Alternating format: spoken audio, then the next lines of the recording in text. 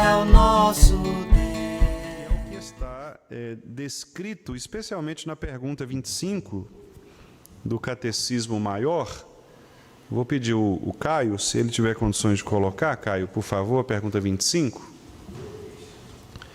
Na pergunta 25, embora nós não vamos tratar exatamente da pergunta, né? Porque nós estamos aproveitando a pergunta, mas abordando um aspecto mais temático, né?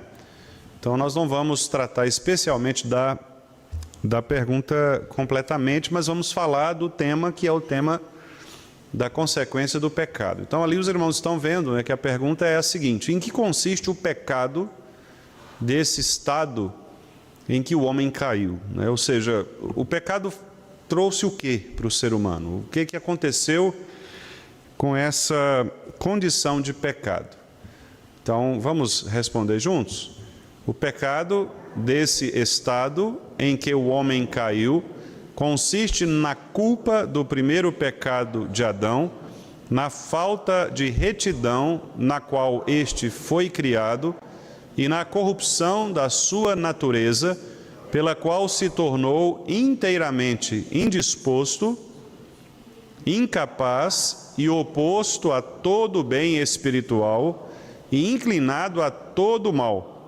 E isso continuamente, o que geralmente se chama pecado original, do qual procedem todas as transgressões atuais, né? Então é exatamente sobre isso que nós vamos tratar agora à noite, ou seja, quais são as consequências do pecado na nossa vida. E a consequência, como os irmãos estão vendo aí na resposta, nós podemos resumir em duas, que é a depravação e a incapacidade total. Ou seja, nós nos tornamos, como diz o texto, né, falta de retidão, na qual este foi criado, né, o primeiro homem, e isso trouxe a todos nós a consequência, e na corrupção da sua natureza, pela qual, então, o homem se tornou totalmente indisposto e totalmente incapaz de obedecer à lei do Senhor. Então, meus amados irmãos, este é o ponto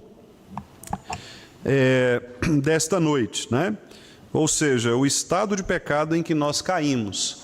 Nós caímos no estado de depravação total, ou seja, a corrupção de toda a natureza humana, toda a natureza humana. Isso significa dizer que tanto as nossas emoções quanto as nossas razões, né?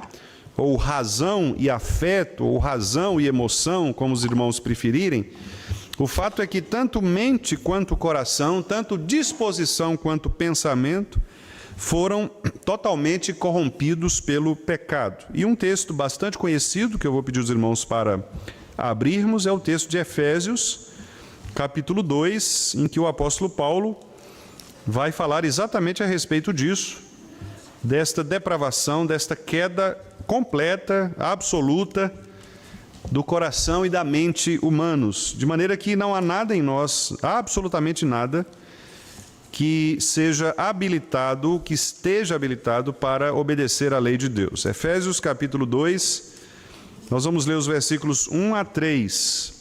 Veja como Paulo então descreve essa condição do ser humano sem Cristo, ou seja, do homem natural, do homem caído em pecado, do homem depravado, do homem incapaz de fazer a vontade do Senhor. Vamos ler Efésios 2, de 1 a 3. Vamos lá. Ele vos deu vida, estando vós mortos nos vossos delitos e pecados, nos quais andastes outrora, segundo o curso deste mundo, segundo o príncipe da potestade do ar, do espírito que agora atua nos filhos da desobediência, entre os quais também todos nós andamos outrora, segundo as inclinações da nossa carne, fazendo a vontade da carne e dos pensamentos, e éramos, por natureza, filhos da ira, como também os demais. Então, os irmãos veem, né, analisando esse texto, ainda que com uma leitura mais superficial do texto, Os irmãos percebem que Paulo descreve, então, o estado de morte. Nós estávamos mortos. E a ideia da morte espiritual aqui é exatamente a ideia da depravação completa, total, da corrupção de toda a natureza. Por isso, no versículo 3, Paulo diz: éramos por natureza, ou seja, não é por algo que nós fizemos, é por algo que nós já carregamos naturalmente. Então, nós já nascemos em pecado. Então, o pecado de Adão transmitiu a nós o pecado chamado original, como nós vimos na resposta, e este pecado original, portanto, faz parte da nossa natureza. E essa natureza pecaminosa, ela faz com que nós sejamos chamados, antes da conversão, de filhos da ira. Por que filhos da ira? Ira significa rebeldia, transgressão. Nós vimos aqui nas semanas anteriores que a palavra pecado, ela também pode ser, ou aparecer, a ideia de pecado pode aparecer por meio de outras palavras, e uma delas é esta, a palavra ira, que é a palavra rebeldia, transgressão, é uma espécie de rebelião, de raiva contra a lei de Deus. Então nós, enquanto pecadores naturais, naturalmente pecadores, nós éramos chamados então filhos da ira. E o que os filhos da ira fazem? Diz o texto, eles andam, o verbo no versículo 2, nos quais andastes, dá a ideia de uma prática contínua no passado, porque aqui Paulo está falando de gente que se converteu, então não anda mais, mas antigamente, nós andávamos, ou seja, era uma prática contínua, não era um cair momentâneo no pecado, mas era uma queda completa e contínua, continuamente indispostos, como a gente viu aqui na resposta. Então nós somos continuamente, sem Cristo nós estamos continuamente. Então Paulo diz que nós andávamos outrora, noutro momento, antes. Como? De acordo com o curso deste mundo, quer dizer, com o caminho que o mundo faz, de acordo com o príncipe da potestade do ar, uma referência aqui aos próprios demônios, ao próprio Satanás, a essa ideia desse governo caído de Satanás, que manipula as mentes e os corações, as vontades das pessoas, para que elas possam desobedecer a Deus. Do espírito que agora atua nos filhos da desobediência. Então os irmãos veem que a maneira como Paulo expõe o pecado e o pecador é exatamente alguém que está totalmente corrompido, totalmente depravado, morto. Alguém que obedece às inclinações da carne e dos pensamentos. Ou seja, tanto as ideias dessas pessoas quanto a prática delas, a sua moralidade, estão corrompidas pelo pecado, Então os pecadores, eles não estão apenas em ausência de comunhão com Deus, mas eles também, meus irmãos, eles estão alheios a Deus. Ou seja, não é só uma questão de afastamento, mas eles ignoram a presença de Deus e o modo como Deus age neles e na criação, na natureza. Vamos ver, por exemplo, aí mesmo em Efésios, no capítulo 2 de Efésios, agora nós vamos ver o verso 12. Vamos lá, Efésios 2:12. Naquele tempo, estáveis sem Cristo, separados da comunidade de Israel e estranhos às alianças da promessa, não tendo esperança e sem Deus no mundo. Estão vendo? Então, a depravação, a ausência de Cristo, estáveis sem Cristo, nos faz pessoas alienadas, alheias, sem Deus, porque Cristo é o caminho para Deus. Então, sem Cristo não há como chegar até Deus. Ainda em Efésios, capítulo 4, vamos ver o verso 18. Vamos ler o 17 a 19, para ficar o parágrafo completo, Vamos lá, Efésios 4, 17 a 19. Vamos ler.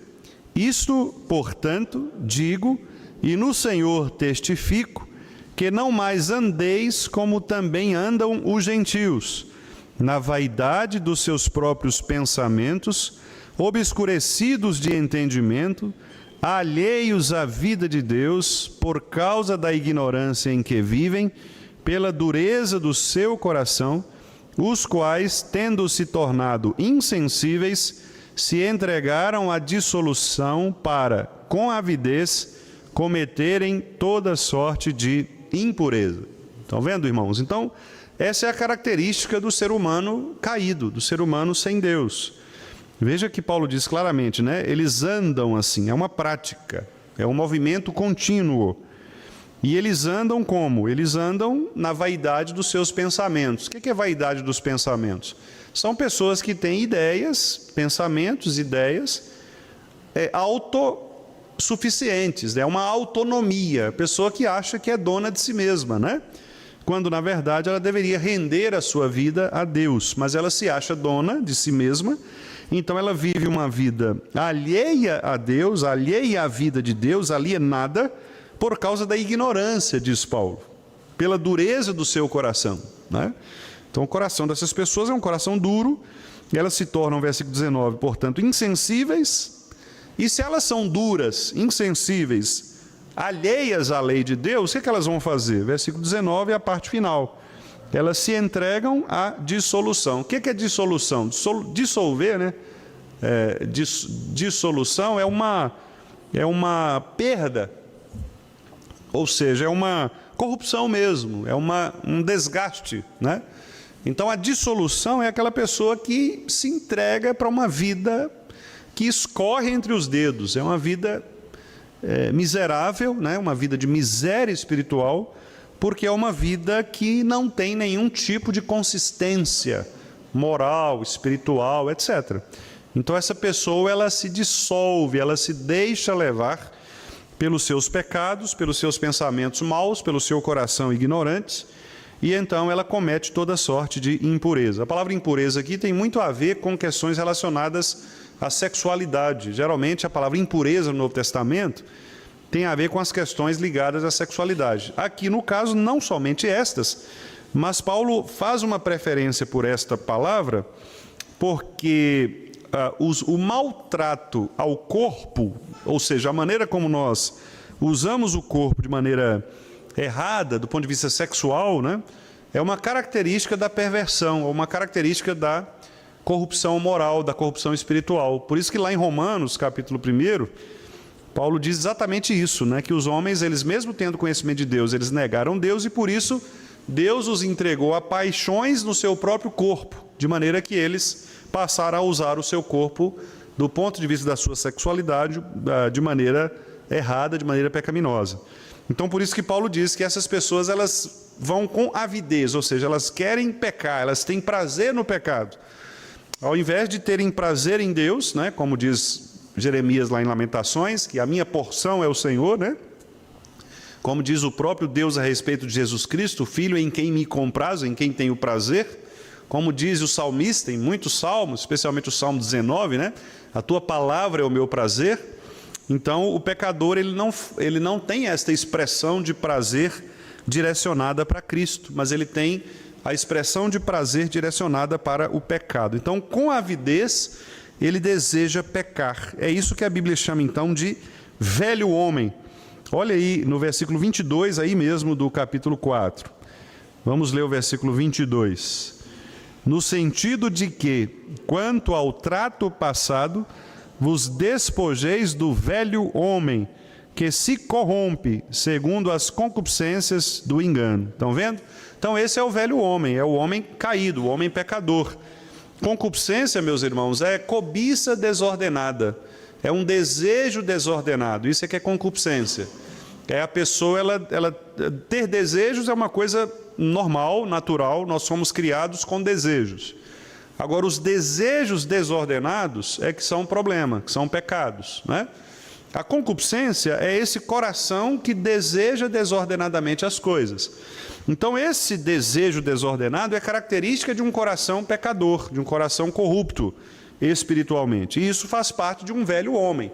Então, se você é crente, mas ainda cultiva no seu coração desejos desordenados, exagerados, por coisas deste mundo, talvez seja a hora de você perguntar, né? O porquê que o seu coração ainda deseja estas coisas, ainda deseja o pecado. Porque desejar o pecado não é algo normal para o crente. É algo normal para o não crente, para o gentio, né, que é a palavra utilizada aqui. O crente não, o crente ele nasceu de novo, diz o versículo 23, né? Vos renoveis no espírito do vosso entendimento, ou seja, nós somos agora renovados do ponto de vista da nossa mente, então nós pensamos diferente acerca da vida cristã, e por isso, versículo 24, nós nos revestimos de um novo homem.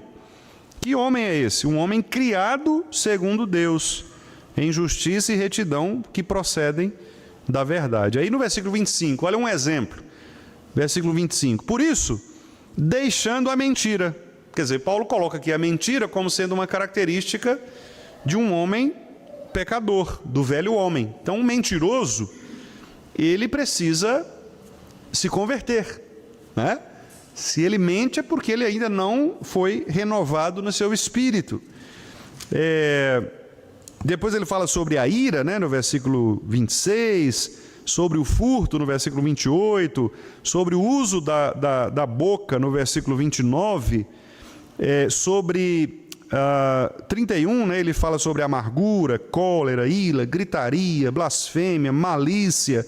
Ou seja, Paulo vai mostrando então que esses comportamentos, estes vícios que faziam parte da vida caída, que é uma vida de concupiscência, isso faz parte de uma vida depravada, de uma vida corrupta. Isso tem a ver com pessoas que não se converteram, não é? Então, essa é uma boa análise para nós fazermos em relação a nós mesmos, né? Quer dizer, se você olha uma lista dessa e você fala, não, mas eu sou uma pessoa que não consigo controlar a minha ira. Eu sou uma pessoa que eu não furto do ponto de vista de ir lá e pegar alguma coisa escondida de alguém, mas eu não sou, por exemplo, um dizimista fiel, ou então eu não dou o tempo a Deus que Ele deveria ter na minha vida. Isso é uma maneira de furtar, né? Não furtarás, lá do mandamento. Eu não falo palavrões, mas a minha boca fala palavras torpes, ou seja, palavras que não edificam, comentários vãos, desonestos, maledicentes, críticas injustas. Eu não grito, não sou uma pessoa que fica gritando com as outras, mas eu cultivo amargura no meu coração. Alguém fala alguma coisa comigo, eu guardo aquilo. Quer dizer, estas listas, meus irmãos, elas servem não para a gente julgar o próximo, mas para nós nos julgarmos a nós mesmos, né? E de fato examinarmos se somos ou não aquilo que Paulo chama de filhos da desobediência, ou se somos renascidos no Espírito, né? Quem nós somos? Somos o velho homem ou somos o novo homem? Não é? Somos uma nova criatura ou somos ainda aquela velha criatura? Essa é uma boa maneira de nós, de fato, nos colocarmos na balança diante do Senhor e dizer, Senhor, olha, eu ainda tenho dúvidas da minha conversão, porque pelo que eu estou vendo aqui na minha lista, na lista da tua palavra, eu não me libertei destas coisas. Então, me perdoa e me ajude a lutar contra isso, né? Se você fizer essa oração, já é um bom sinal, porque de fato é o Espírito que está mostrando a você de que você precisa, né, dessa transformação. Se você se acha perfeito, né, que não precisa mais, não faz nada disso aqui, então talvez nem a sua oração seja necessária, porque você já está mesmo condenado como aquele fariseu lá, né, da oração que Jesus mencionou. Muito bem. Esse homem depravado é um homem inimigo de Deus, né? Vamos ver, por exemplo, Romanos 8, versículo 7. A gente vê por aí, meus irmãos, por que isso é tão importante, né? Porque a gente vê que a condição natural do homem é de inimizade contra Deus. Então, às vezes você vê pessoas na rua, vizinhos, amigos de trabalho, colegas de faculdade, de escola, não é? Conhecidos, E você vê aquelas pessoas, entre aspas, pessoas boas, pessoas sociáveis. E você fala assim, olha, gente, o indivíduo, a pessoa é tão gente boa, né? Tão, assim, uma pessoa bondosa, uma pessoa tranquila. Mas não se enganem, sem Cristo, por mais que essa pessoa pareça, né, ter essas características, ela é uma pessoa inimiga de Deus. Ela está distante do Senhor, como nós vimos aqui nos textos de Efésios, e vamos ver agora no texto de Romanos 8, versículo 7 e 8. Vamos ver? Romanos 8, 7 e 8. Vamos ler juntos. Por isso, o pendor da carne é inimizade contra Deus, pois não está sujeito à lei de Deus, nem mesmo pode estar. Portanto, os que estão na carne não podem agradar a Deus. Está vendo, irmãos? Não é uma questão de, o pastor Wendel é muito radical, e ele fala mal das pessoas, meus vizinhos. Não é isso. É porque a Bíblia está dizendo que a pessoa que não ainda é convertida, espiritualmente convertida, ela mantém uma inimizade contra Deus, né? Ela é uma pessoa que não pode agradar a Deus, por mais que pareça. Porque, como eu disse, às vezes você olha para uma pessoa e fala, gente, mas fulano é tão gente boa, tão bonzinho, tão honesto, uma pessoa, né? Não é aquela pessoa assim que você fala, um pecador, um criminoso. Sim, mas enquanto essa pessoa não se arrepende, não aceita Jesus como seu Senhor e Salvador, lembra lá do texto de Efésios, Paulo diz, sem Cristo, estáveis sem Cristo. Uma pessoa que está sem Cristo, Paulo diz, ela está alheia às promessas da aliança. O que significa alheia às promessas da aliança? Ela não está incluída na família da fé. Ela não pertence ou não recebe os benefícios da família da fé. Pastor, mas então a igreja presbiteriana está ensinando que só a igreja presbiteriana... Não, nós estamos dizendo o seguinte, que Deus tem os seus eleitos por aí, espalhados. Nós não somos capazes de saber quem é eleito de Deus. O que nós estamos dizendo é que o ser humano, em geral, é um ser humano caído, depravado, corrupto, como nós éramos, por natureza. Então, quando uma criança nasce, ela nasce já no estado de corrupção. Ela não nasce boazinha, um anjinho, que se morrer vai para o céu 100%. Não. Até a criancinha, o bebezinho, depende da escolha de Deus, da eleição. Depende da graça de Deus. Certo? Porque uma criancinha que não foi eleita para a salvação, ela não vai para o céu. Embora isso, por mais chocante que isso seja, é o que a Bíblia diz, que nós nascemos em pecado. E em pecado nos concebeu minha mãe, na linguagem de Davi, no Salmo 51. Então, não eram gêmeos nascidos ainda, Paulo diz aqui em Romanos 8, inclusive, para que o desígnio da eleição se manifestasse. Deus escolheu Jacó e aborreceu Esaú. Coitado, Esaú não tinha nem nascido, Esaú não fez mal nenhum, e Deus... Sim, mas é porque o propósito de Deus é um propósito eterno. O propósito de Deus não está no tempo, sujeito ao tempo, sujeito ao comportamento das pessoas, né? Deus já havia desde a eternidade escolhido Jacó e reprovado Esaú.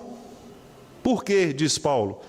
Para manifestar a beleza da sua graça, a sua glória. Não é? Então, Deus tem os seus motivos, as suas razões, que são razões secretas da sua vontade, que apontam para a sua glória. Então, por que Deus, às vezes, escolheu um bebezinho e não escolheu outro? Pela sua vontade secreta, pela sua glória. Eu não sei por quê. Deus é quem tem a sua vontade secreta e nós não temos que ficar preocupados em tentar explicar essas coisas. Nós só temos que dizer o que a Bíblia diz. E a Bíblia diz que Deus faz assim. Ele escolhe alguns para a salvação e reprova outros para a condenação. E por que ele reprova estes para a condenação?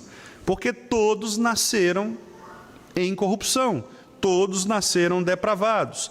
Então Paulo diz assim, irmãos, a injustiça da parte de Deus, quando ele condena alguém, quando ele reprova alguém, não há injustiça. Por quê? Porque todos pecaram e destituídos estão da glória de Deus, ou seja, eles não têm a glória de Deus. Existe ausência da glória de Deus neles. Por isso ninguém pode reclamar dizendo: mas eu tenho um pouquinho da glória de Deus. Não tem nada da glória de Deus. Então não é uma questão de eu ter feito ou não ter feito. É de simplesmente eu nascer numa condição de inimizade contra Deus, que é o que Paulo disse aqui em Romanos 8, 7, que nós acabamos de ler. Vamos ver, meus irmãos, Tiago, capítulo 4, verso 4.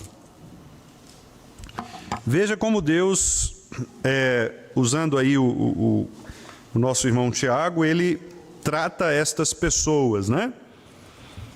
Veja qual o nome que ele utiliza.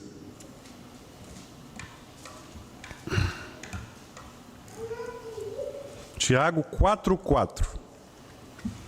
Vamos ler? Infiéis, não compreendeis que a amizade do mundo é inimiga de Deus?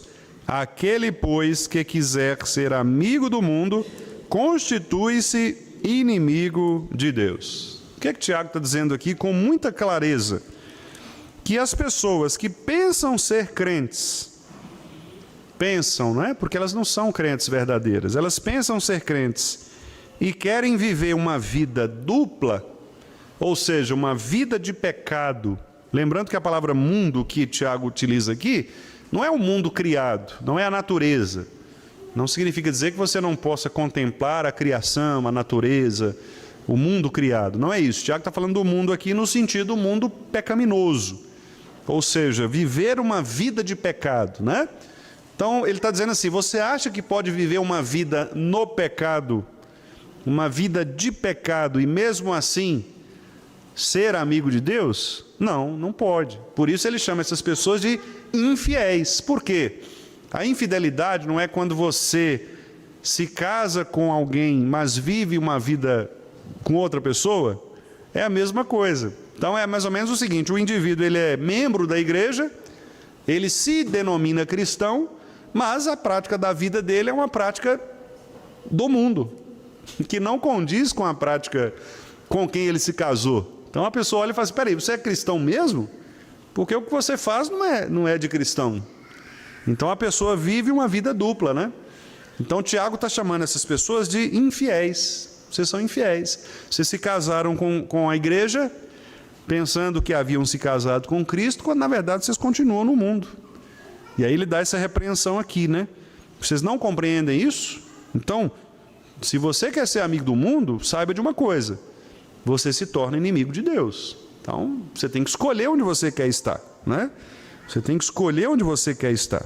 Tanto é que lá no versículo 7, ele diz assim: sujeitai-vos, portanto, a Deus e resisti ao diabo.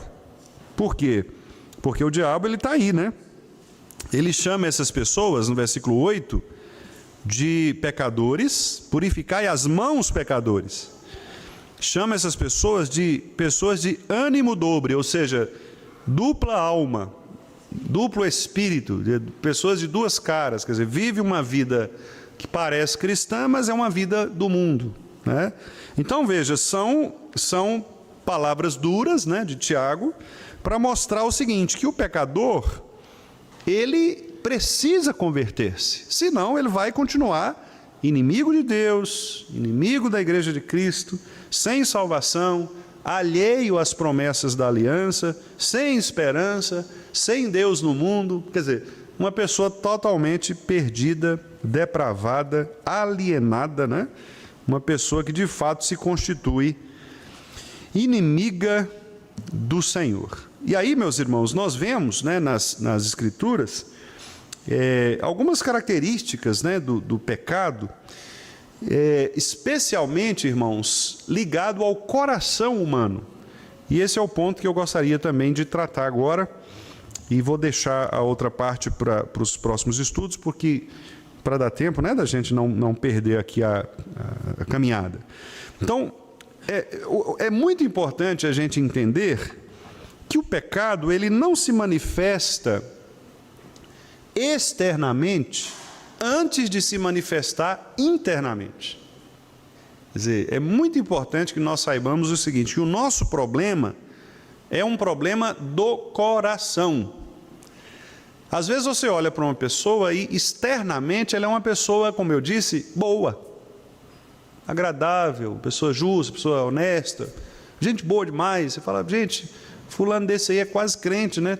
Às vezes tem alguns até que falam assim, lá na igreja não tem uma pessoa desse tipo, né? Fulano é mais crente do que o Beltrano, do que esse crente. A gente faz essas comparações porque você olha o quê? O exterior.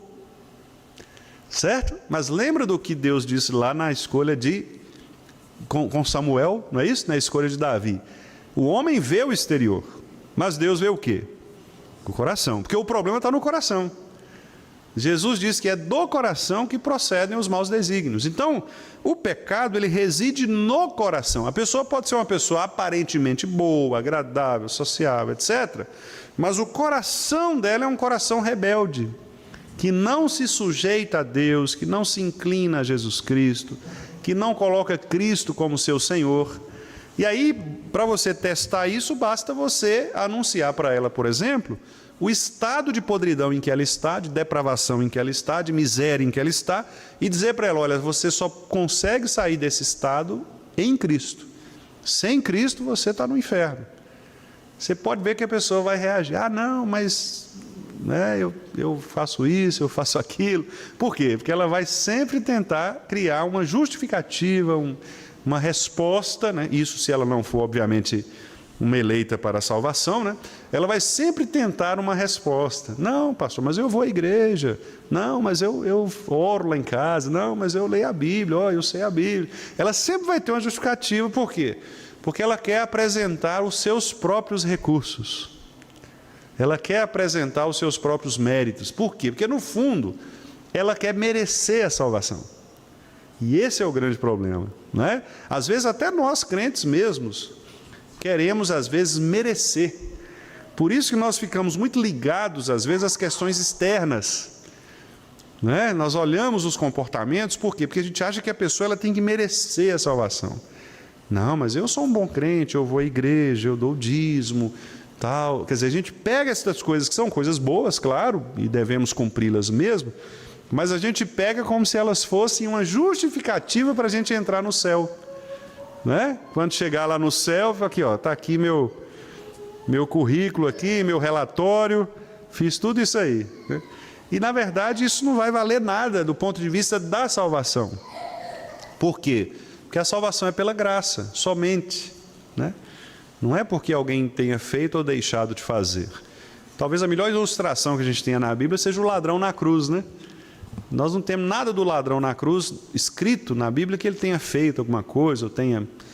Não há um registro, né? Ah, fulano era assim, assado, a gente nem sabe quem é. Aliás, a Bíblia nem coloca o nome dele, né? A tradição católica é que o nomeou de São Dimas, né?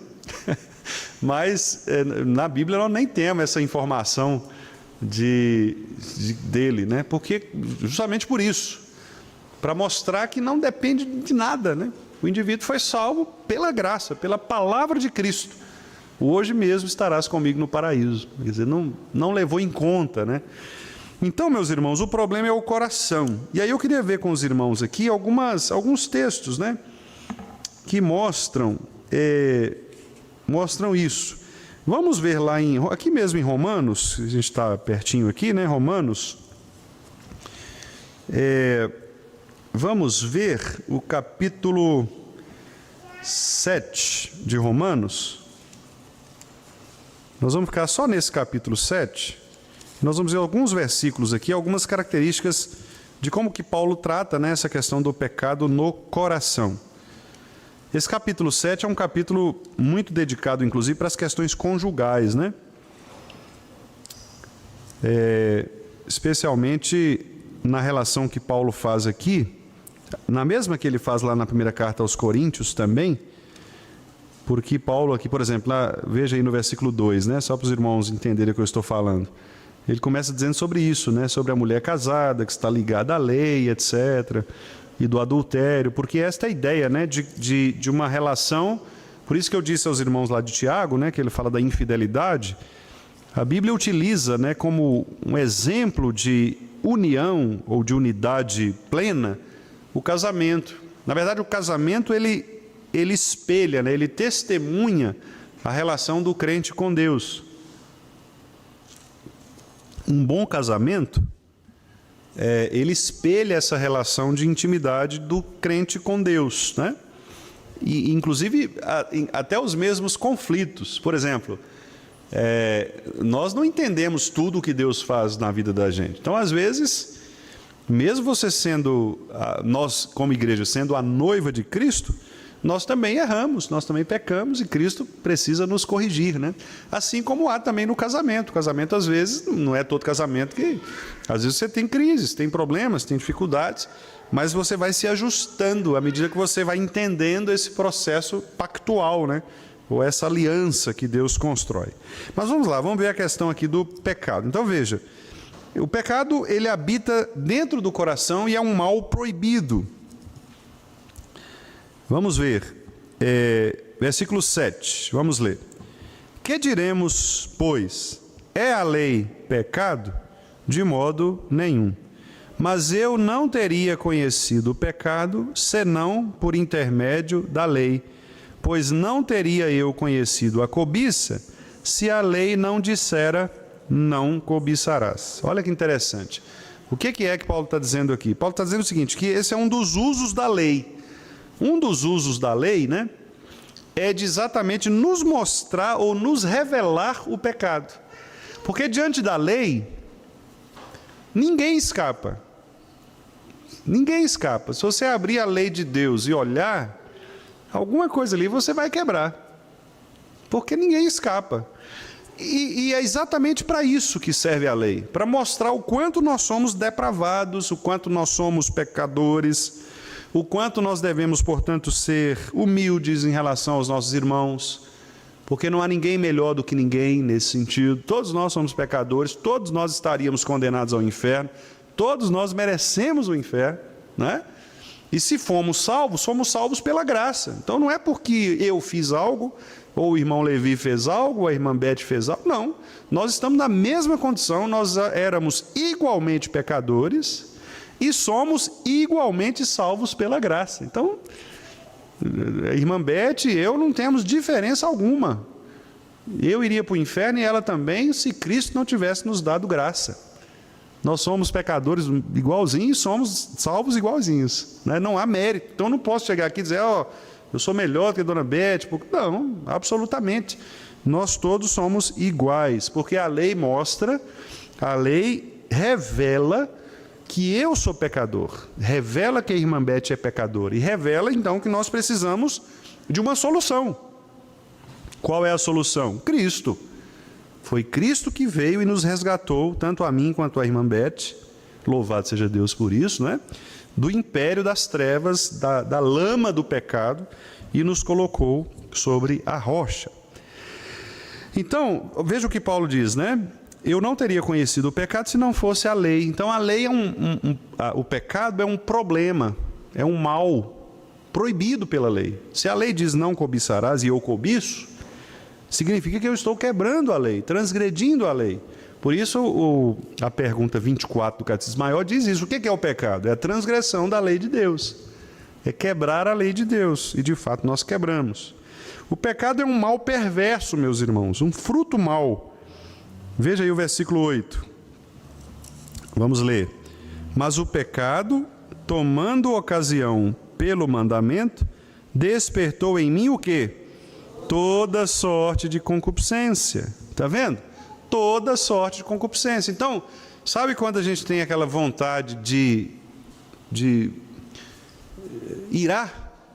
A pessoa fala uma coisa contra você, você fica doido para... É isso aqui. O pecado, ele gera em nós toda sorte de concupiscência. Você não consegue se controlar. Aqueles acessos de raiva, de ira, né? Ou então escapa um palavrão de sua boca, né? Ou então você, ao dar o dízimo, você fala, não vou desse aqui eu vou deixar um pouquinho para não... Quer dizer, são coisas do nosso coração, é a cobiça do coração. Toda sorte de concupiscência, em todas as áreas. Todas as áreas. No controle da língua, nos pensamentos, a incredulidade, né? Às vezes você fala, não, eu creio em Deus, aí de repente vem qualquer coisa que acontece, você já fica desesperado, como se Deus não existisse. Então, o que é isso? toda sorte de concupiscência do nosso coração. Nosso coração é enganoso. Então o pecado, ele é esse mal, ele é essa desperta em nós, né, estas maldades. Versículo 11. Vamos ler. Porque o pecado, prevalecendo-se do mandamento, pelo mesmo mandamento, me enganou. E o quê? Me matou. O pecado, meus irmãos, ele engana e ele mata.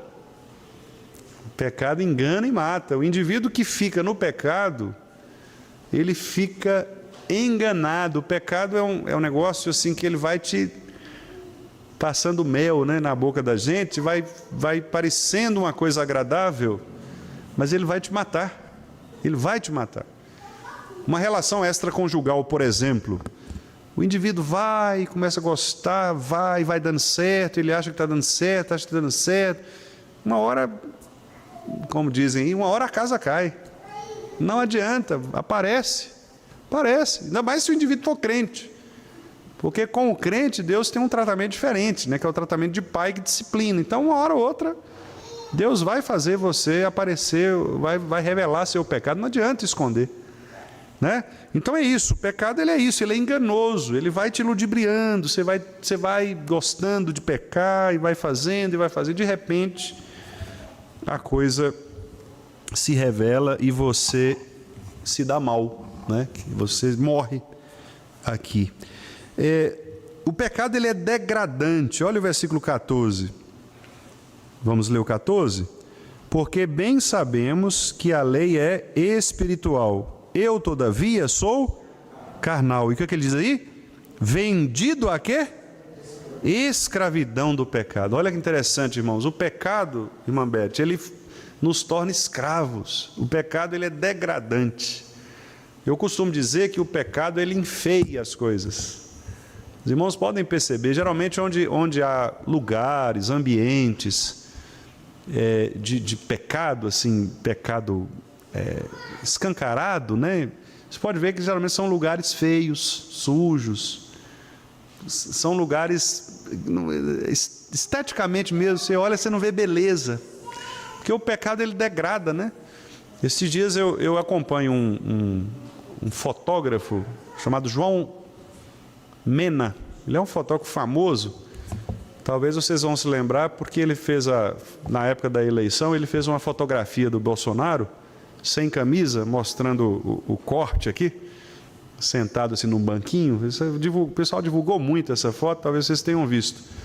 E ele faz essas fotografias, né, de pessoas famosas e tal. E esses dias ele colocou no perfil dele, comparando alguns famosos antes e depois. Aí ele pegou, por exemplo, alguns artistas, né, que antes de se entregarem à promiscuidade, eram belos, tinham beleza, né? Depois que se entregaram à promiscuidade, drogas, essas coisas, a pessoa ficou feia, né? Literalmente feia, a pessoa muda completamente a aparência. Então o pecado ele causa isso, ele degrada, ele escraviza a pessoa fica, pensa por exemplo num vício de drogas, né? O vício de droga, a pessoa fica feia, né? Literalmente ela se enfeia, ela acaba, né? Um vício em bebida, né?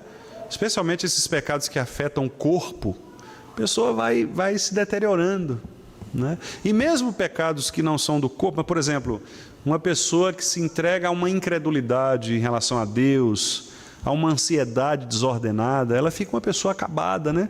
Às vezes você olha para a pessoa tem 30 anos de idade, parece ter 80, né? Não é isso? Porque ela se acaba, ela perde a vida, né? Isso, o pecado ele faz isso mesmo, ele degrada, ele torna as coisas sem brilho, né? Ele mata. É aquele hospedeiro, né? Aquele parasita que chega no hospedeiro e mata o hospedeiro. Aquela planta, né, que era bonita, e de repente começa a dar aqueles pulgões ali, de repente você vê, ela vai caindo, murchando. Você fala, poxa, minha planta está feinha, né? Fica seca, acabada ali. É isso, ela vai se deteriorando. O pecado faz isso, né? Que é o que Paulo diz aqui, olha, fui vendido à escravidão do pecado. Mais duas observações, irmãos, para a gente concluir. Ele também é um mal permanente, né? Permanente, ele gruda na gente ali e não sai, a menos que haja arrependimento e ação do Espírito Santo de nos tirar dali, né? Por 2 vezes, Paulo, na sequência do texto aqui, usa a expressão habita em mim. Olha o versículo 17, a segunda parte, que diz assim: o pecado que habita em mim. E lá no versículo 21, encontro a lei de que o mal reside em mim. Então, o que Paulo está querendo dizer aqui é que o pecado, ele gruda na gente, ele é permanente. É como se fosse uma doença mesmo, uma bactéria, né? Que está ali dentro, ali, se você não tirar, vai acabar com você. Né? É algo que está grudado, está preso. E se você não for radical no sentido de arrepender-se daquele pecado de maneira radical e buscar o arrependimento em Cristo e a vida nova em Cristo, que é o que Paulo disse lá em Efésios, né? O renovar no Espírito, despir do velho homem e vestir um homem novo, você vai morrer, né? Como ele disse aqui, o pecado vai enganar e vai te levar à morte. E por último, meus irmãos, ele realmente é um mal contra o qual nós vamos lutar. Então é uma luta constante, é um conflito constante, e ele é miserável por isso, né? Vejam aí os versículos 23 e 24. Vamos ler juntos esses 2 versículos, 23 e 24. Mas vejo nos meus membros outra lei, que guerreando contra a lei da minha mente, me faz prisioneiro da lei do pecado que está nos meus membros. Desventurado homem que sou, quem me livrará do corpo desta morte? Olha só, né? Então o apóstolo Paulo mostra aqui o seguinte, que o pecado é um negócio, ele te escraviza e ele vai lutar contra você, né? E ele está dizendo, olha, eu tenho uma luta, guerreando contra a lei da minha mente, que me faz prisioneiro da lei do pecado que está nos meus membros. Então, assim, eu sei que isso é pecado, mas eu continuo pecando. Então, é uma guerra, percebe? Não é algo que vai sair de você, assim, da noite para o dia. É uma guerra, né? E nós temos de estar preparados para essa guerra. Exatamente porque sem essa guerra, a gente lembra lá de Hebreus, né, que Hebreus diz que na nossa luta contra o pecado nós ainda não temos resistido até o sangue. Quer dizer, isso mostra o quanto a luta contra o pecado é uma luta realmente difícil de ser travada, né? E o que nós precisamos fazer? Nós precisamos nos preparar. E como que nós nos preparamos? Nós nos preparamos primeiro conhecendo o nosso inimigo. Quer dizer, o que é o pecado? Por isso nós estamos estudando aqui o que é o pecado, porque o pecado está no coração, né? Como vencer os problemas do coração? Palavra de Deus, porque ela é que mostra quem nós somos. Paulo não disse lá que a lei revela o meu pecado? Então, se eu estudo a palavra de Deus, eu estou revelando o problema do meu coração. Se eu revelo o problema do meu coração pela palavra, eu encontro em Cristo, que é a palavra encarnada, a resposta final para o meu pecado, para o meu problema. Então, conhecimento das Escrituras, arrependimento, sujeição a Cristo, né? São alguns dos remédios que a gente vai ver mais para frente, mas eu estou adiantando aqui, né, para a gente terminar esse estudo de maneira positiva, dizendo o seguinte: tanto eu quanto os irmãos somos pecadores por natureza, e a nossa luta contra o pecado vai ser contínua até naquele dia em que nós estivermos no céu, onde não haverá mais problemas contra o pecado. Mas enquanto nós estivermos aqui, meus irmãos, nós vamos lutar contra o pecado, contra o nosso orgulho, contra a nossa incredulidade, contra a nossa ansiedade, contra os pecados do corpo, contra os pecados dos olhos, né? Dos prazeres. Nós vamos lutar contra isso sempre, sempre, continuamente, porque o pecado, lembra, ele é grudento. Você tenta tirar e ele volta, tenta tirar e ele volta. É aquela alergia, né, contínua, que você pensa que está bom, de repente você está espirrando de novo. O pecado é assim, ele fica grudado em você, e se não for essa luta diária, aos pés de Cristo, nós não conseguiremos vencê-lo, né? Que Deus nos abençoe, meus irmãos, e que nos dê essa coragem, né, espiritual, esse ânimo espiritual de vencermos o pecado. Louvado seja Deus, porque nós podemos vencer o pecado. Cristo venceu por nós. Então nós estamos habilitados em Cristo para também lutarmos contra o pecado e vencermos o pecado, né? Não há tentação que não possa ser superada, vencida em Cristo Jesus. Quando ele foi levado para o deserto, né, foi exatamente para nos mostrar isso, que ele também foi tentado. Lá o escritor aos Hebreus diz, ele foi tentado, como nós somos tentados, e ele venceu. Então nós podemos vencer, sozinhos não, nele. Ele é que nos dá a força e a capacidade de vencer os pecados, né, de lutar contra esse mal que habita em nós. Amém, meus irmãos. Deus nos abençoe. Temos alguma pergunta?